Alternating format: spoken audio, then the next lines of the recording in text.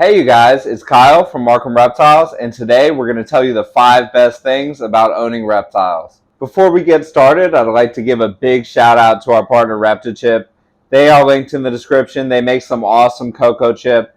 Go ahead and check them out. And I'd like to give a big shout out to you guys as well. This video, of course, was made using your feedback on Instagram.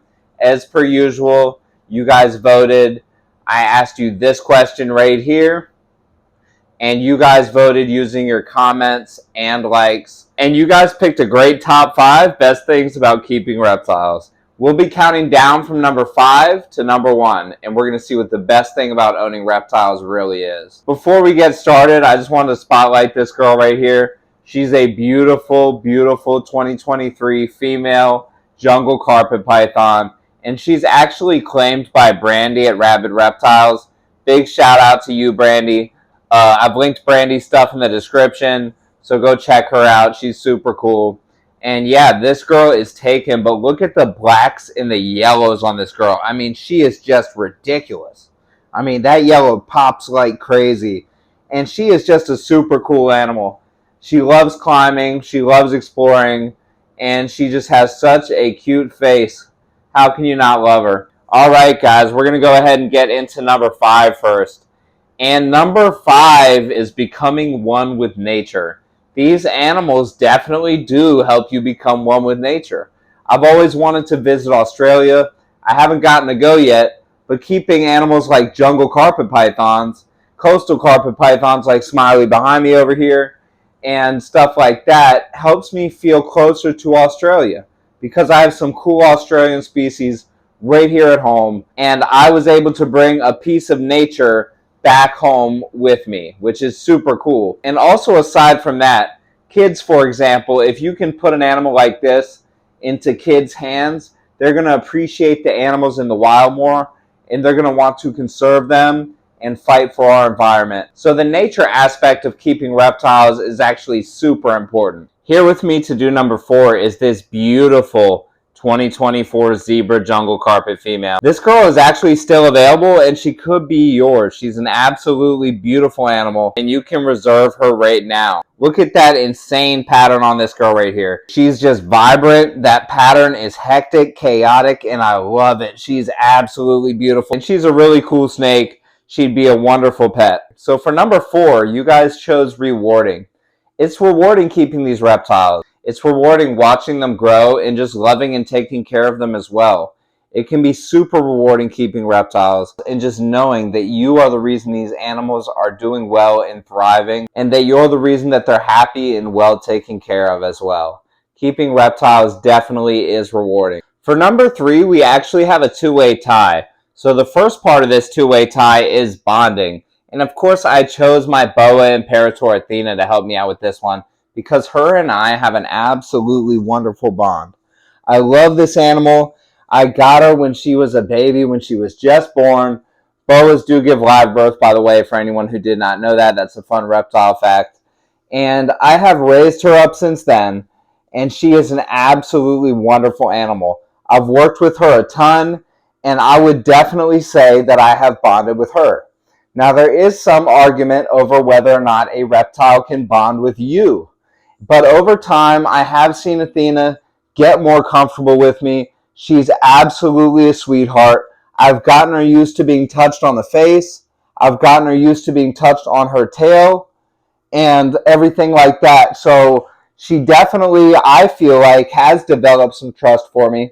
And I definitely feel like that is, in its very own way, a bond. Also, I tend to think these reptiles are a bit smarter than people think, but I'll wait for some scientific evidence to back me on that. But just through my own observations, I definitely see that these animals are super smart, super inquisitive, especially this girl, Athena here. So the second part of the 2-way tie for number 3, you guys actually said that owning reptiles will keep people away from you. Now, you guys must not have any kids. I don't completely agree with this one, because when kids come over to my house, all they want to do is see the snakes. All they want to do is hold the lizards. These kids want to interact with animals. They don't have the same learned fear that adults have. and they're not scared. All they want to do is see these animals. So actually, sometimes I have trouble keeping people away from my house. People just want to constantly come over and see the animals all the time. So for me, I'm definitely not sure this is true. Now, I'm sure we've all had that one person that said, you know what, you have snakes, I'm not coming over to your house. And mentally, I'm always thinking, well, I wasn't going to invite you over anyways. Usually, if somebody's saying something like that, then they really don't care about you or your interests anyways. So that's not really somebody that you should be too worried about whether they want to come over to your house or not. I understand some people are introverted and they just don't want to deal with people, or some people feel like they love animals more than people. To that, I say you just haven't met the right people. I love my kids. I love my wife.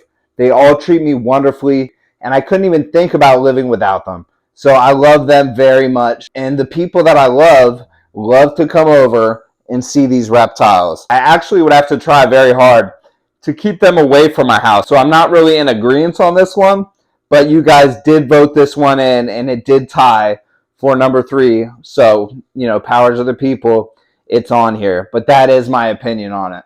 And I've actually met a bunch of really cool people through reptiles. One great example of somebody that I met through reptiles is actually the first person we ever did a YouTube tour with. I met him through Instagram. He didn't know me from a can of paint, and he let me come over to his house and do our first ever reptile room tour. And now I'm really good friends with him. And of course, I am talking about Dan from Shack Scales. I talk to Dan almost every day. I met him through reptiles, and now he is one of my best friends. You know what? Let's go ahead and check in with Dan for one of Dan's snake facts. Take it away, Dan. What is going on? This is Dan with Shack Scales. I have my T-negative albino ivory blood python pony boy here with me today. And our snake fact for today is about blood pythons. Unlike most pythons who need like a 90-degree hot spot or even more, blood pythons prefer it a little cooler, and they only need a hot spot of about like 83 degrees, 84 degrees. Some people even keep them at ambient temperature and keep them just in a room with no hot spot, but like an 83-degree room. So it's a little blood python fact. Look at that guy. Thanks so much, Dan. So, all right, you guys, it's time to get to number 2. And number 2 is you get to learn about your animals. And I'll show you guys one thing that I have learned that is a great example. I have learned that when Smiley behind me is doing this, Smiley wants to come out for some handling. So I'm actually going to show you guys Smiley right now coming out for some handling. I literally just open up his enclosure, and Smiley is going to come on out. And I can literally just walk off, and he's going to start coming out by himself because he does this every single time. I have learned his behavior. This is in no way a food response. As you can see, he's purely curious. I know all this about Smiley just by observing and learning. Of course, when you get species as well, you learn a lot about the species that you're keeping. You learn where they're native to. You learn how to keep them. You learn what they eat. You learn their temperatures, their humidity. All of these things you learn. And yeah, you're definitely going to learn your animals over time. Just as I have learned Smiley right here, and I have learned this cool behavior that he does all the time. As you can see, he literally just wants to explore.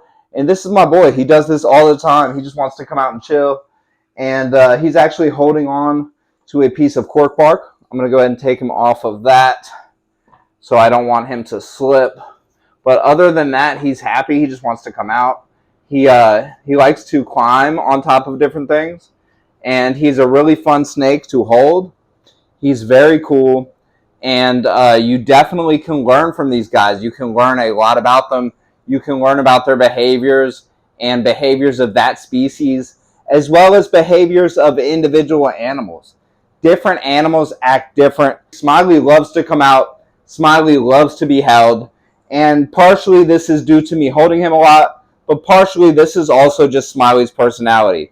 Smiley's inquisitive. Smiley likes to move around. Smiley wonders, what the camera is, what my finger's doing, what he can climb on next. And he's just a really cool coastal carpet python. And if I didn't keep Smiley, I wouldn't have known what good climbers coastal carpet pythons are. This guy really can climb. He's very cool. And learning about our reptiles really is one of the coolest parts of keeping reptiles. So big shout out to Smiley for showing you guys a wonderful example of that here today. All right, for this last one, number 5, we actually have this super golden northern white-lipped scrub python joining us. And I just got this guy, and we have named him Midas. We're going to be keeping this guy. We named him Midas, of course, because of how gold he is. And he's going to bring us to number 1, and that is these animals are therapeutic. And the reason I chose Midas for this is because I do not entirely trust him.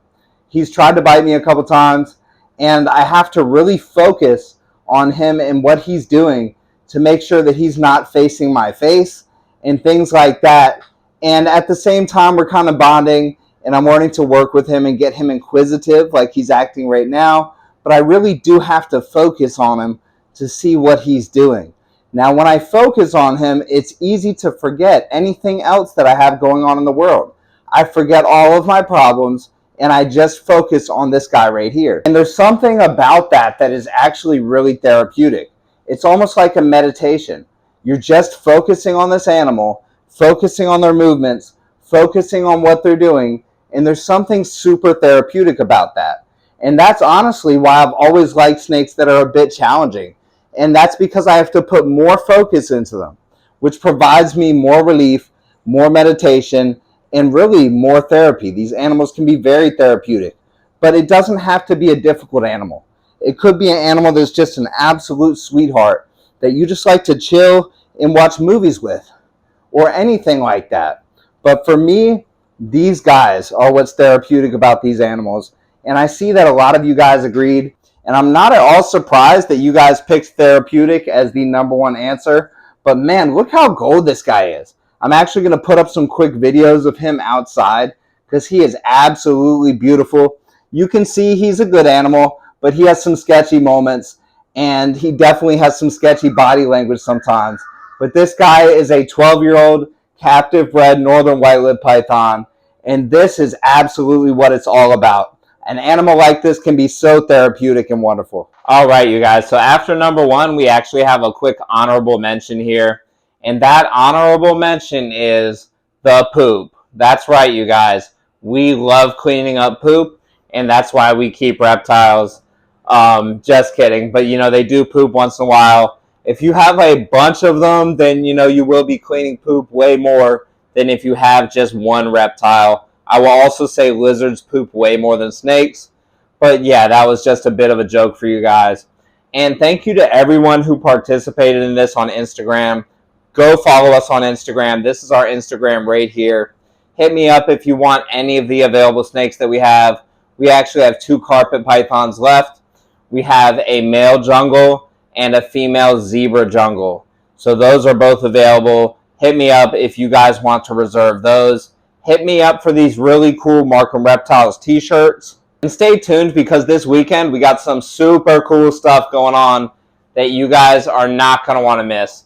Really, it was hard to narrow this list down to just 5 things that are great about keeping reptiles. Keeping reptiles is the reason I wake up every morning happy and the reason I go to sleep content. It is the best thing in my life right now besides my wife and children. And it makes my wife and children happier that I'm happy as well. So keeping reptiles radiates positivity throughout my life, and I absolutely love it. So hopefully you guys can radiate positivity into the world as well. Have a wonderful day. Do something positive today. Thank you so much for watching this video. And from Rolly and I, we are gone. Peace.